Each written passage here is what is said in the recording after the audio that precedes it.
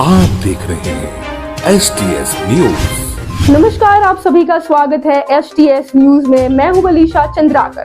तो चलिए देखते हैं आज की खास खबर।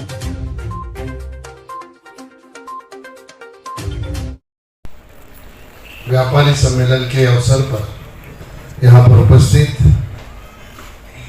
हमारे राष्ट्रीय सब चिटनीस और महाराष्ट्र के प्रभारी CT रवि जी, महाराष्ट्र के इस प्रोग्राम के सह प्रभारी कृपा शंकर जी, महेश चौगुले, संतोष शेट्टी, सुरेखा तेतले, व्यापारी बंधु, कार्यकर्ता भाई और बहनों, आज मोदी सरकार को 9 साल हो गए। इस उपलक्ष्य में आज दिन भर भिवंडी शहर जिला में अलग अलग प्रोग्राम का आयोजन किया गया। ये आज का आखिरी प्रोग्राम है। हमारे लिए मोदी जी क्या मायने रखते हैं हम सभी को पता है। मैं हमेशा रवि जी कहता हूँ कि मोदी महज एक नाम नहीं है, मोदी एक सामर्थ्य है। सामर्थ्य सपनों का, संकल्पों का और विश्वास का। सपने वो जो 140 करोड़ देशवासियों ने 2014 में मोदी जी को प्रधानमंत्री बनाने का देखा था, और संकल्प वो जो प्रधानमंत्री बनने के बाद मोदी जी ने देश में विकास करने का किया था, और विश्वास वो जो 9 साल में मोदी जी के नेतृत्व में केंद्र सरकार में जो विकास किया, और विकास की चमक देश के 140 करोड़ देशवासियों के आंखों में दिखती है, वो विश्वास। ये हमारे मोदी जी के 9 साल का एक शॉर्ट विश्लेषण है। तो इस 9 साल में क्या क्या हुआ वो मैं गिनती नहीं करूंगा, आप सभी लोग जानते हो कि हम व्यापारी सम्मेलन में बैठे हैं। व्यापार को बढ़ावा देने के लिए मोदी जी के नेतृत्व में क्या क्या हुआ ये भी आप लोग सब जानते हैं। अभी CT रवि जी, मैं नहीं था, मैं शाहपुर में प्रोग्राम में था। हमारे मेट्रो का काम चल रहा है। मेट्रो के काम को विजिट करने के लिए गए थे, इन्होंने विजिट किया। आप सब लोगों ने देखा होगा, आप लोगों के ध्यान में कभी आया नहीं आया मुझे पता नहीं। भिवंडी के लिए मेट्रो आ रही है, भिवंडी से कल्याण तक मेट्रो जाएगी। 9,500 करोड़ रुपया केंद्र सरकार और राज्य सरकार के माध्यम से उसको खर्चा करके ये मेट्रो बनने वाली है। आप बोलेंगे इसको व्यापारियों का क्या फायदा है? व्यापारियों का ये फायदा है, अगर ध्यान से आपने देखा होगा तो जो अभी नए रेसिडेंशियल के प्रोजेक्ट बिल्डर लोग बना रहे हैं, उसके बिल्डिंग का फोटो इतना डालता है 4 इंच का, और मेट्रो का फोटो डालता है 10 फीट का। डालता है क्या नहीं डालता है? डालता है ना। क्यों डालता है? कि यहां पे मेट्रो आ रही है, इसलिए मेरा घर आके खरीदो। दोस्ती वाले ने कोकर में आके अपना प्रोजेक्ट डाला है 125 एकड़ में। सब लोग हमारी तरफ आ रहे थे। ये दोस्ती वाला ही एक था, वो इस तरफ आ गया कोपर में। क्यों आया? वहां से मेट्रो आ रही है। मेरा अच्छा मित्र है राजू लोहरा, उसने बुकिंग निकाला दसरे को। 2-3 दिन के बाद मेरे पास आया। उसने कहा कि 1600 फ्लैट का बुकिंग निकाला था, 4 घंटे के अंदर 1600 फ्लैट बुक हो गए।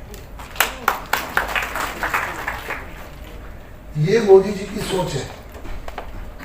व्यापार खाली उसको नहीं मिला, उस गांव में बसे हुए हमारे जो भूमिपुत्र है वो वहां पे पोकलैंड नंबर लगा के अपना रेंट ले रहे। कहीं 1 नंबर 2 नंबर का मेटल लगता है वो आ रहा है, स्टील आ रहा है, सीमेंट आ रहा है। ये खाली आ नहीं रहा है, वो जनरेट करने वालों की वहां पे उनको भी व्यापार मिल रहा है। ये कहां से कैसी कड़ी जुड़ी हुई है, इसको हम लोग देखेंगे। तो एक मेट्रो के आने के कारण कितने लोगों को रोजगार मिलता है इसका हम लोग अंदाजा नहीं लगा सकते। ये मोदी जी की सोच है। टेक्सटाइल वाले भाई ने हमारे 2-3 मुद्दे यहाँ पे उपस्थित कर दिए। मुझे बड़ा दुख होता है इस बात का कि अभी ये व्यापारियों का सम्मेलन रखा इसलिए आप बता रहे हो। इसके पहले कभी मिलके अगर बताते तो हम लोग उसके लिए कुछ कर सकते थे। अभी तक आपको मौका भी नहीं मिलता ये बात बताने का। जब टेक्सटाइल की देश की पॉलिसी बनी तो देश की पहली टेक्सटाइल मिनिस्टर थी स्मृति ईरानी जी।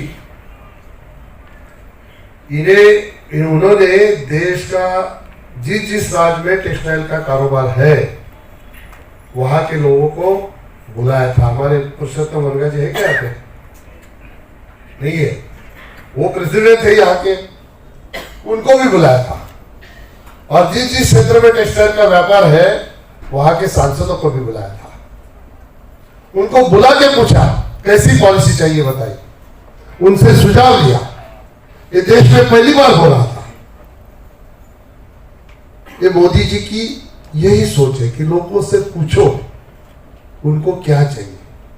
सभी लोगों से सुझाव लेके पॉलिसी बनाई और वो पॉलिसी का लॉन्चिंग सूरत में होने वाला था। मैंने श्रुति जी को बोला कि आप सूरत मत जाइए, सूरत जाने की जरूरत नहीं, वहां तो प्रधानमंत्री बैठे हैं, अमित भाई है, आपको वहां जाके क्या करना है, आप मेरे भिवंडी में आइए। उन्होंने मुझे मना कर दिया। उन्होंने कहा कि नहीं अभी सारा तय हो गया। फिर मैंने दिल्ली से फोन करा हमारे मुख्यमंत्री देवेंद्र जी फडणवीस साहब को। उनको कहा कि ये भिवंडी में पॉलिसी लॉन्च होनी चाहिए देश की, कुछ भी करो। उन्होंने स्मृति ईरानी को फोन किया और फिर दूसरे तीसरे दिन स्मृति ईरानी जी के ऑफिस से मुझे फोन आया कि अभी तय हो गया, सूरत कैंसल, सूरत ऑनलाइन दिखेगा, भिवंडी में पॉलिसी लॉन्च हो गया। लॉन्च करी, यान बैंक बनाई उसने। यान में उतार चढ़ाव होता था। आप लोग हमेशा कहते थे कि 2 ही आदमी है, यान खरीदते हैं, स्टॉक करके रखते हैं, फिर मार्केट में ऊंचे भाव से बेचते हैं। मुझे नहीं लगता हमारे यहाँ किसी ने यान बनाई है। एक भी व्यापारी, मुझे कभी किसी ने बोला नहीं कि पॉलिसी आई बहुत अच्छी बात है, हम लोगों ने 10 लोग मिलके यान बैंक बनाई, अभी हमको 10 करोड़ रुपए मिल रहे हैं, उससे हम यान खरीदते हैं, अभी हमको सस्ते में मिलता है, हमारा प्रोडक्शन कॉस्ट घट गया। ऐसा होते हुए मुझे कभी एक बात भी भिवंडी से तो सुनाई नहीं।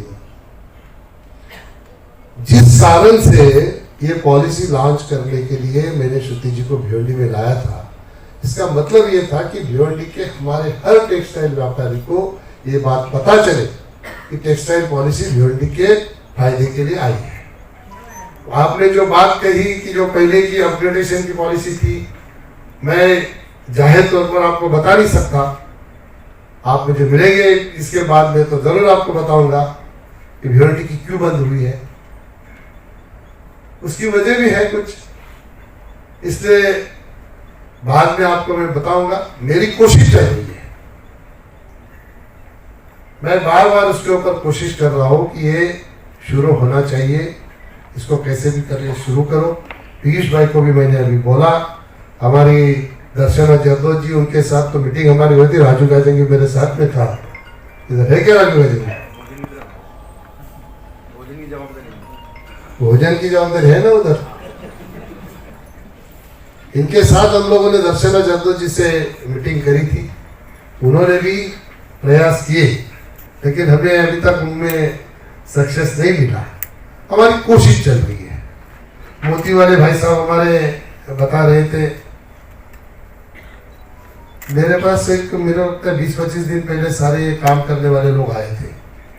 उन्होंने कहा कि हमको भिवंडी से अगर बाहर निकलेंगे तो अच्छा व्यापार हमारा बढ़ेगा, ऐसा उन्होंने सुझाव दिया था मुझे। मैं आपको एक ही बात बताना चाहूँगा कि अभी एक मुझे लगता है 2 या 3 तारीख को नई मुंबई में एक सूक्ष्म उद्योग मंत्रालय के माध्यम से वहाँ पे हमारे व्यापारियों ने एक एग्जीबिशन लगाया था। हमारे सारे अफसर भी लोग थे, आपका कोई स्टॉल नहीं था मोती वालों का। इसमें केंद्र सरकार ने एक पॉलिसी बनाई है, बैंक के माध्यम से अगर आपको कारोबार को बढ़ाना है तो 5 करोड़ रुपया बिना गारंटी के आपको कोई कोलैटरल गारंटी नहीं देनी है, बिना गारंटी के 5 करोड़ रुपया मिल सकता है, ऐसी व्यवस्था उसमें है। ये सारी जो योजना है उसको समझना चाहिए। समझ के हम लोग अगर व्यापार को बढ़ाएंगे तो और रोजगार आप लोग उसकी निर्मित कर सकते हो। यही सोच मोदी जी की है। और सबसे बड़ी पॉलिसी क्या लाई, सूक्ष्म उद्योग व्यापारी जो है उनके लिए पेंशन योजना लाई। व्यापारी तो सभी आते हैं, गांव में दुकान डाला तो भी व्यापारी हो गया, किराने का दुकान भी डालेगा तो व्यापारी हुआ ना, नहीं? तो उसको 20 साल से लेके 40 साल तक लोगों को, 40 साल के लोगों तक की योजना है। और जब 60 साल का हो जाएगा तो महीने में 3,000 रुपया पेंशन मिलेगा, साल का 36,000 रुपया हो गया। ऐसी पॉलिसी कभी आई थी क्या? इतने सारे प्रावधान व्यापारियों के लिए देश के प्रधानमंत्री जी के माध्यम से किए गए हैं।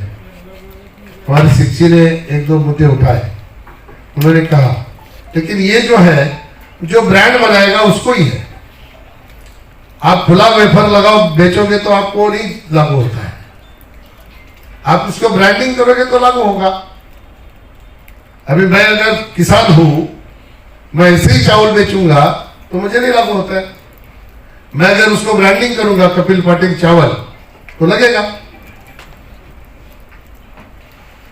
ये छूट दे के रखी है इसमें। जैसे हमारा मेडिकल का जो हमारी योजना है उसको ऐसा ही है, हम एलोपैथी खरीदते हैं तो 1 रुपये में आती है, दूसरी वो दवा खरीदते हैं तो 10 पैसे में आती है, उसमें कोई ब्रांड नहीं है। इसी तरह व्यापारियों को सहूलत देके रखिए, आपको चुनना है उसमें क्या करना है। आप चुनेंगे तो देना पड़ेगा, नहीं चुनेंगे तो नहीं देना पड़ेगा। ये सारी बातों को समझने की आवश्यकता है। मुझे अभी ऐसा लगने लगा कि अलग अलग क्षेत्र के जो व्यापारी है उनके लिए संतोष हमको एक बार मार्गदर्शन के लिए, जैसे टेक्सटाइल के लिए हमने एक बार बुलाया था, आपको याद है तो, टेक्सटाइल के लोगों को बुला के उनकी क्या योजनाएं हैं ओसवाल हॉल में ही हम लोगों ने वहां पे व्यवस्था कर दी थी। अभी जिस भी क्षेत्र में सूक्ष्म उद्योग वालों को भी बुलाना है तो उनको बुला के हम लोग करेंगे। इससे मार्गदर्शन मिलेगा, आपको क्या सहूलत लेनी है वो उसका पता चलेगा। हमारे भाई साहब ने ट्रेन की बात की, ट्रेन से व्यापार बढ़ता है, बराबर है, लेकिन जब मैं भिवंडी में आता हूँ चलते चलते मुझे कहते हैं ये ट्रेन वहां पे रुकनी चाहिए। जब एक प्रोग्राम से उतरूंगा तो राजस्थान की ट्रेन यहाँ पे रुकनी चाहिए अंजूरपाड़ा में। आज तक किसी ने आके निवेदन दिया हो तो बताओ मुझे, उठ के कोई बताए।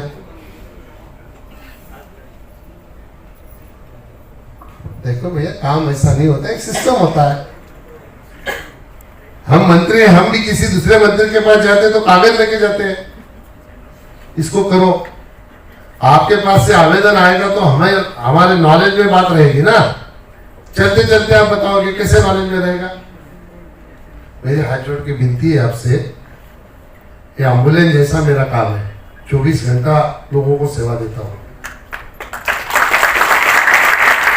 आप जैसे किसी को चेक करना है तो जब भी रात को आपको मन आए खाली हेलो बोलने के लिए फोन करिए, काम नहीं भी हो तो।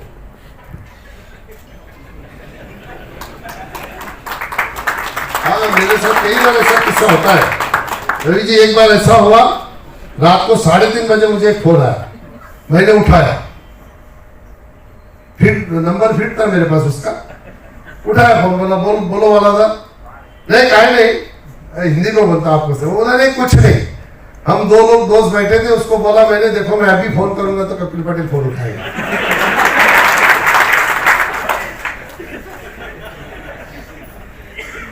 लेकिन शर्त भी लगी थी 100 रुपए की। 100 रुपए के शर्त के लिए रात को 3:30 बजे मेरी नींद खराब कर दी। ऐसा मत करना। नहीं, ऐसा भी करेंगे चलेगा ना, तो आदमी करेक्ट हो जाएगा। मेरा यही कहना है कि जो काम आपको करवाना है मेरे से, आप मेरे पास आइए, बताइए, निश्चित तौर पर उसको मेरे ताकत के हिसाब से करूंगा। अगर मेरी ताकत बैल की है तो शेर का काम मैं नहीं कर पाऊंगा, लेकिन शेर का काम करने वाले लोग हैं हमारे पास।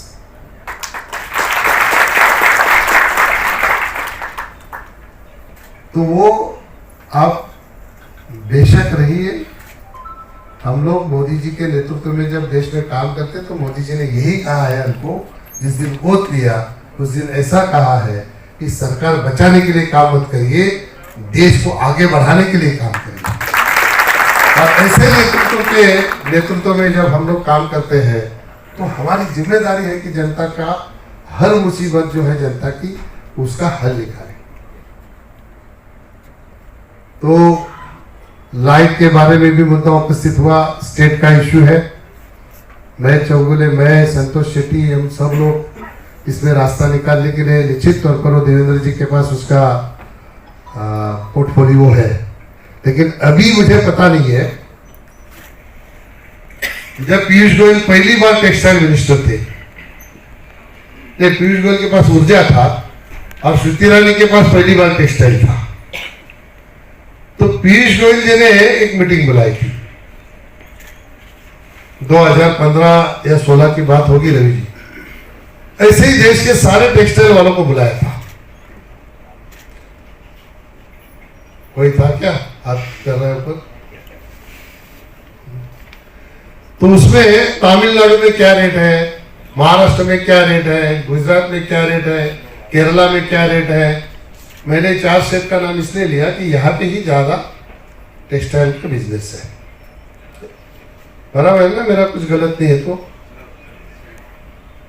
तो ये चारों स्टेट में रवि जी सबसे ज्यादा बिजली का दर गुजरात में था और सबसे कम तमिलनाडु में था, 3 नंबर पे महाराष्ट्र था। फिर भी गुजरात का कोई व्यापारी चिल्लाया नहीं, न चिल्लाता है। हमारे भिवंडी में भी हमारे गुजराती भाई है, ये कभी नहीं बोलते कि टोरेंट का बिल ज्यादा आता है।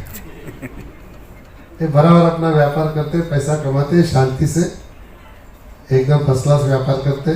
मैं तो हमेशा एग्जाम्पल देता हूँ इन लोगों, मेरे पास कोई आया तो बोलता है वो क्यों नहीं आते, लाइट तो एक ही कंपनी एक ही है, सबको लाइट वही दे रहा है।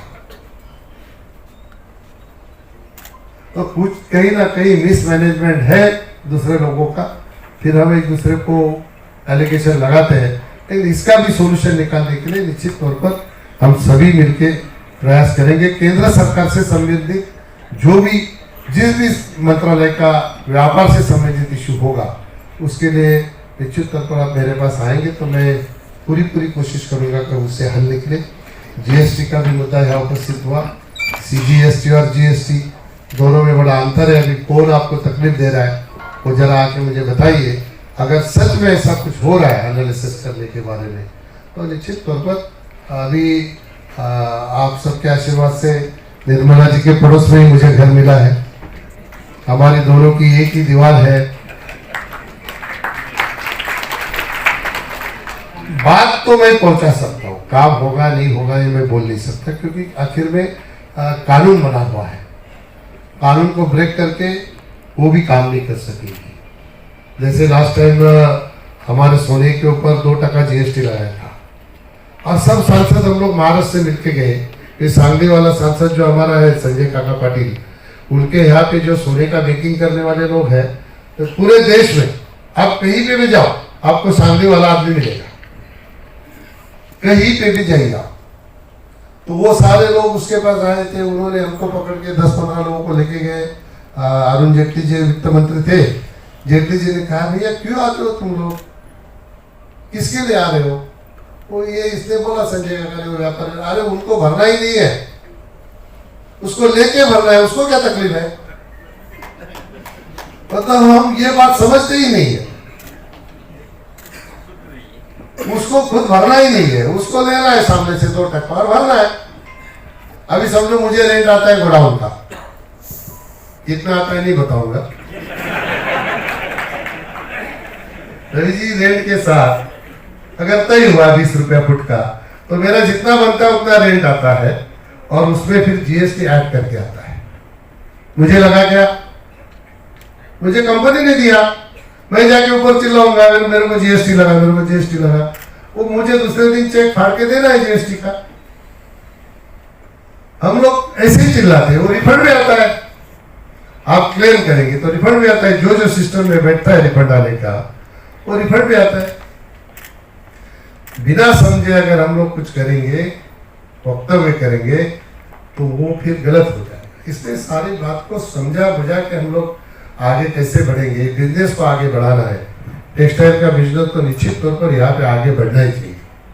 ये भिवंडी रूरल और भिवंडी शहर, भिवंडी पहले टेक्सटाइल का हब था, अभी भिवंडी ग्रामीण वेयर हाउसिंग का हब बन गया।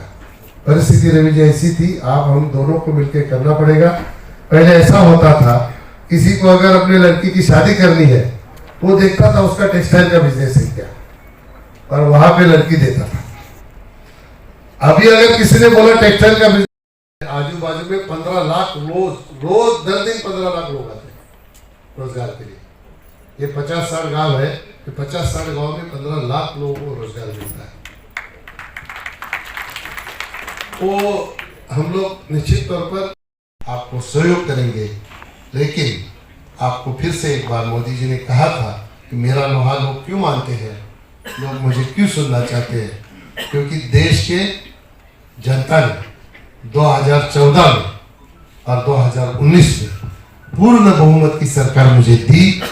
इसलिए दुनिया मेरा लोहा मानती है, दुनिया मेरा सुनती है। तो मैं आपसे कहूँगा कि फिर से एक बार 2024 में मोदी जी के पीछे खड़े रह के उनको पूर्ण बहुमत का सरकार बनाने के लिए आप आशीर्वाद दीजिए। और आप भी देखिए कि हमारी अर्थव्यवस्था 10वें नंबर पे थी, आज 5वें नंबर पे आई। 2024 में आपने पूर्ण बहुमत से अगर सरकार दी तो मैं दावे के साथ कहता हूँ भारत की अर्थव्यवस्था ये 5वें नंबर से 2 नंबर पे आएगी, इसमें कोई शक नहीं है। इतना ही कहते मैं मेरे 2 शब्द समाप्त कहता हूँ। जय हिंद, जय भारत, जय महाराष्ट्र। ऐसे ही नई खबरों के लिए जुड़े रहे STS न्यूज के साथ। मैं अलीशा चंद्राकर। जय हिंद।